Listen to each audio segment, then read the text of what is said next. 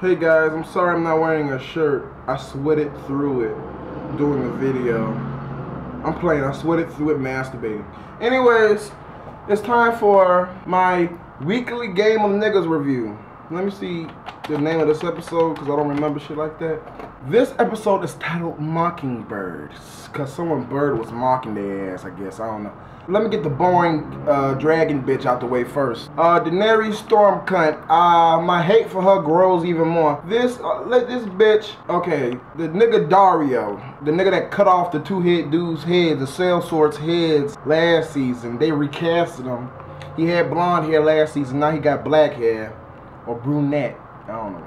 He sneaks into her goddamn chamber, and she's like, "What are you doing here?" She got like a bad attitude. Like, she totally reminds me of bitches today. Like, they got the stinkiest, nastiest, entitled attitude, and they ain't did shit. Bitch, you ain't did shit. You ain't did shit. You ain't kill nobody. You ain't fight nobody. Yet you entitled for everything. Just like bitches. But you ain't do shit. You got a fat ass, big titties, nice pussy. Now you entitled to some money and some dick. Bitch, get the fuck out my face with that bullshit. I'm sorry, y'all. So Dario went there, and Dario's like, "You are wasting my abilities. I'm only good at two things, killing and fucking bitches." Well, he didn't say that. And she was like, "Well, I will have you kill all these motherfucking slaves and yonkai and shit, nigga. Slave owner masters and shit. You could go to yonkai, my nigga." And she was like, "Well, you could find thousands of women in Marine." And he's like, "I don't want them thousands, bitch." And she's like, "Well, we need to see how good you are." And this bitch poured him some wine. "Take off your clothes." Nigga took off the clothes, and that bitch,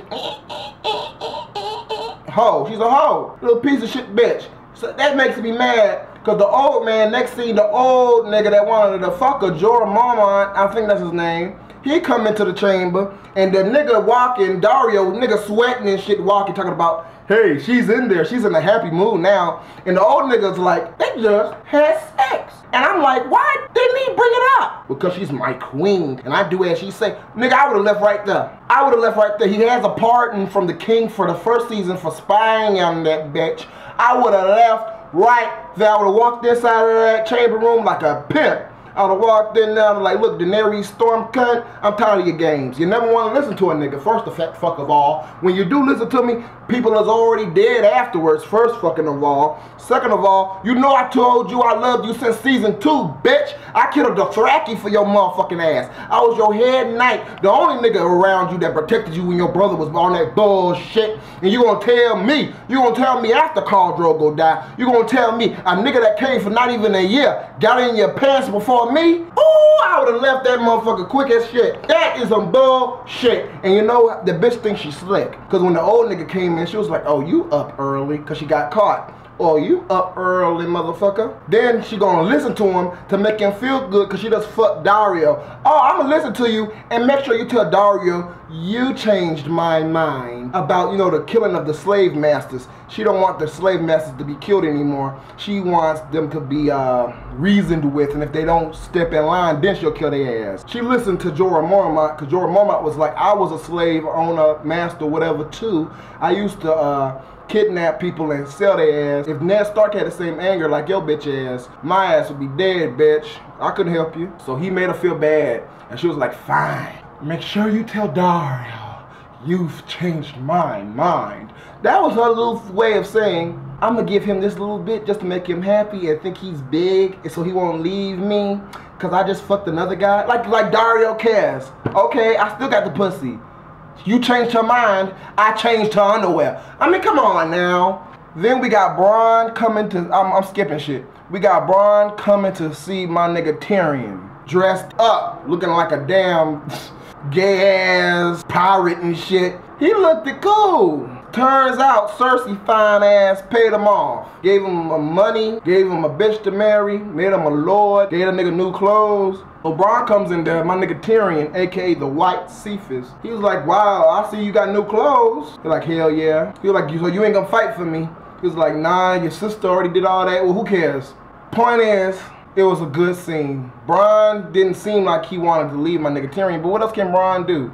Bran was like, look, motherfucker, I can't do it. I can't beat the Mountain. The Mountain is the person that Tyrion's champion is gonna have to face, because they both have to get 2 champions. Because last episode, Tyrion said he wanted trial by combat, so both of them had to pick a champion. Cersei picked the Mountain, big, thick head ass, and Tyrion wanted Jaime, but Jaime came there and seen him. He was like, look, nigga, I got 1 hand, bitch. I can't fight. So Bran came in there. Bran was paid off by Cersei, so Bran ain't gonna fight for him. And Bran tell him, look, I can't fight the big nigga. Look, I could dance around him a little bit, hope that he missed his sword and I could stab his bitch ass between the neck. But if I make 1 mistake, I'm dead. Now, when have you ever fought for my ass? He made a good point.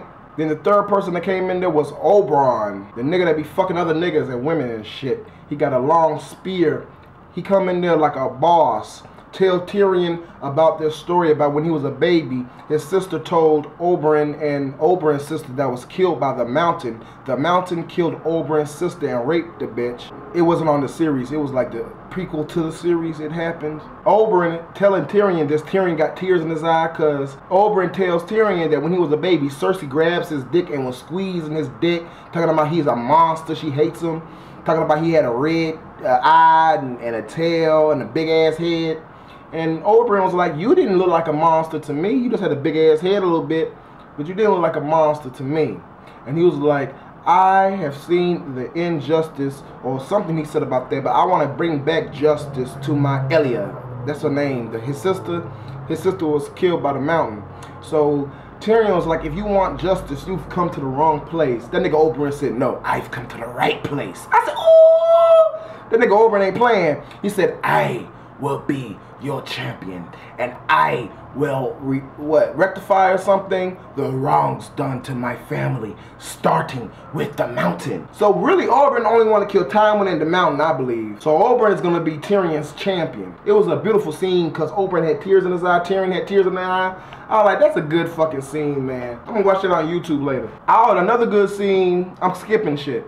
Fuck Bran and Pod. That storyline was boring. Only good part about that was hot pie. But anyway, my nigga Littlefinger Hose is the most evilest nigga on Game of Thrones. Comes to find out, this nigga sets up the whole events of Game of Thrones, the Lannisters versus the Starks, by having Catelyn's sister, Lysa, lie. That's why her name is Lysa, because she's a lying bitch. Lie and tell her sister Catelyn and Eddard Stark, you know, the nigga that got his head taken off the first season, Ned Stark, that the Lannisters poisoned her husband, Jon Arryn, when in truth it was her that poisoned Jon Arryn, lying bitch. So we come to this episode, and Sansa, stupid ass, is making a castle because it's raining. I mean, it's snowing. Why hasn't no one said the winter's there yet? You know it's winter now. They always say winter's coming. Why didn't they do a scene that says winter's here? Like, come on, y'all bullshit. But anyways, Sansa making a castle of Winterfell, because you know Winterfell got burned down, I believe last season. So she's making the castle of Winterfell. And the little boy, I think his name is Robin, the little boy that be sucking on his mama titty, and he about 15 years old. Lysa's son. Oh, and Lysa is Sansa's aunt. And Robin comes in there, and Sansa and Robin talking. I'm like, oh, that's pretty nice. And then Robin tells her, I'm going to say Lysa's son. Lysa's son tells her, can I make a moon door? Because the Eyrie, that's where they live. The Eyrie, that's what they call the castle, has mountains, and it's a big-ass door that niggas could fall through.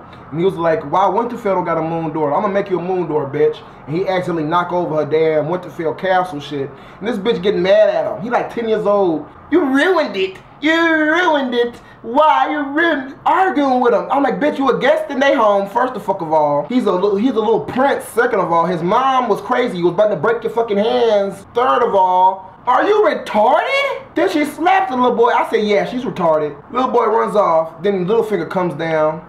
I seen what you, he got the weirdest voice. I seen what you did. He sound like his dick on hard all the time. I want to stick my dick in you. And then he grabs her, because they was talking, and he kisses the bitch. I like that scene. She like she enjoyed it. Then the next scene is Lysa, her aunt. Her aunt catches them kissing, but they don't know it. And Lysa is in the throne room with the moon door. The moon door's open. You see wind gusting out the moon door and shit. And she's like, come here, motherfucker. I heard what you did. She was like, I'm sorry I slapped your son. Not my son. You kissed him. You kissed my husband. She married Littlefinger because she was in love with Littlefinger, and that's why she killed her husband, because her and Littlefinger was banging even when they was little kids. kid, because Littlefinger used to live with Caitlyn and Liza when he was small, because he didn't have a family and shit. That was like their reward. It's a deep history. You gotta get into Game of Thrones, y'all, to understand everything. But anyways, Liza gets mad, grabs Sansa, and about to throw her out the moon door, and then Littlefinger comes in. No, let her go. Let her go. I'll send her away. I loved only one woman my whole life that I'll do anything for. And she started smiling, Liza, and she let Sansa go. And Littlefinger walks up to her, grabs her.